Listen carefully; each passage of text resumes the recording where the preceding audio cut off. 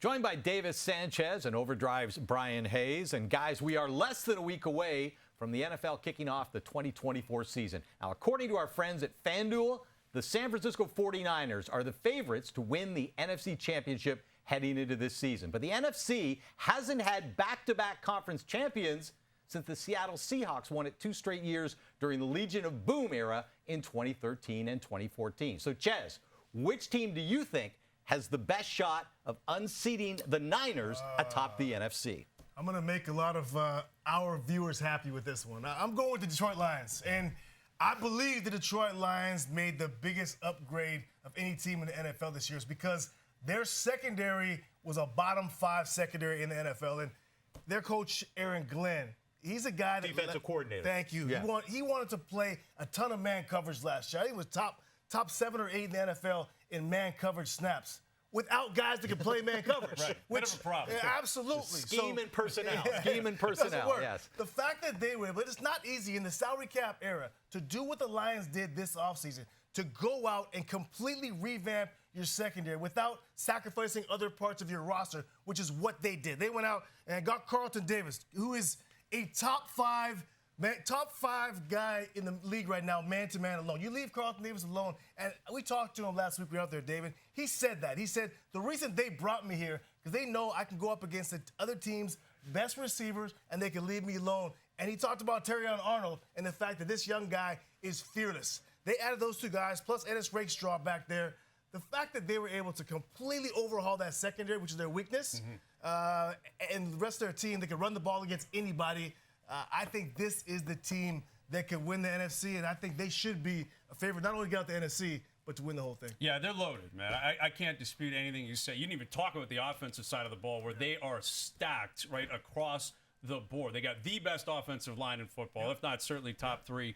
Jared Goff's very comfortable, especially on turf, control there at Ford Field. They've got a run game. They've got wideouts. They got a stud, Sam Laporta, maybe the best catching tight end in the league right now, real close to it.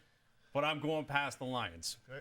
I'm going with the Green Bay Packers. And I understand my biases there. I have a show. I talk about them all the day, all the time. And generally, I have a Packers helmet right behind me. So I'm not going to run from that bias. They were the youngest team in football last year. They are still one of the youngest teams in football. You look at what they did in the second half.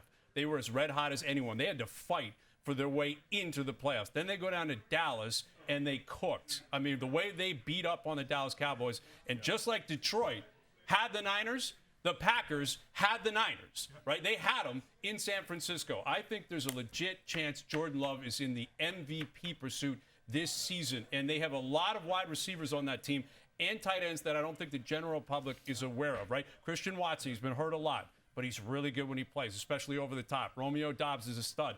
Jaden Reed is coming. Wicks is coming. They've got 2 tight ends, Luke Musgrave and Tucker Kraft, who were big down the stretch into the playoffs. They're all young. All they know is Jordan Love. They don't know Aaron Rodgers. They don't know the past.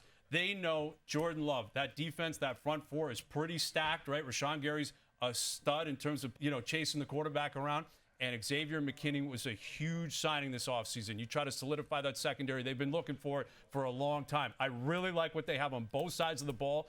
And Green Bay has championship pedigree. They've got that history there. Detroit doesn't. I think the Packers have a legit shot at chasing down the NFC. I like the Packers, and I looked at this question and gave it a lot of thought between them and Detroit. Now, often when you have the team that's on top, you have that team, as you said, there's a lot of unlocked potential, younger teams, fewer injuries, so you can pick that team that's on the rise to make the jump this year. Here's the thing, though.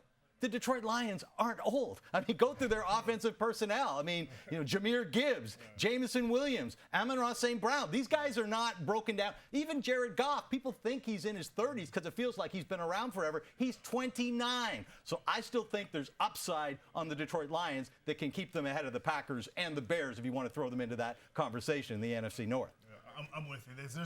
There are some teams, but the steadiness of when you can run the ball and it's dominant. We talked to Penei Sewell. You talked about them being the best offensive line. He said there's no doubt about it. They're loaded. Talked to him a couple weeks ago. He said there's no doubt about we're the best offensive line. We know we are. They can run the ball and control line of scrimmage, and that for me, and also DJ Reader, adding him to Lee McNeil in the interior of their defensive line. That another reason they control both sides of the line of scrimmage. Plus, again, to your point, what they can do on offensive weapons. I'm going with Detroit. But I appreciate, because I know you look at that Detroit roster, I understand. They're loaded, Detroit. I appreciate the Green Bay, because I do understand it's a young and competitive team as well. Well, in Chicago, again, they set up to be much more competitive. The Vikings scare me because of the quarterback situation. Like, I think it should scare probably everybody, but they have been a competitive team for a number of years. And I think if we're talking about chasing a championship game and then ultimately the Super Bowl, this isn't about going, winning 15 games in the regular season, 16. It doesn't matter. It's, are you prepared for the playoffs? And I think multiple games against Detroit, Green Bay, Chicago, Minnesota, that helps you big time, too, once you get to the playoffs. Nobody's feeling a Philadelphia bounce back? I don't see it, man. I don't. I'm not a Sirianni guy personally, and I just saw too much damage down the stretch last year. Jalen's struggling. His confidence is down to, no, not right now. Well, it could be San Francisco on top again. The last time the Niners won back-to-back conference championships, way back in 1988 and 89. San Fran went on to win the Super Bowl in each of those seasons.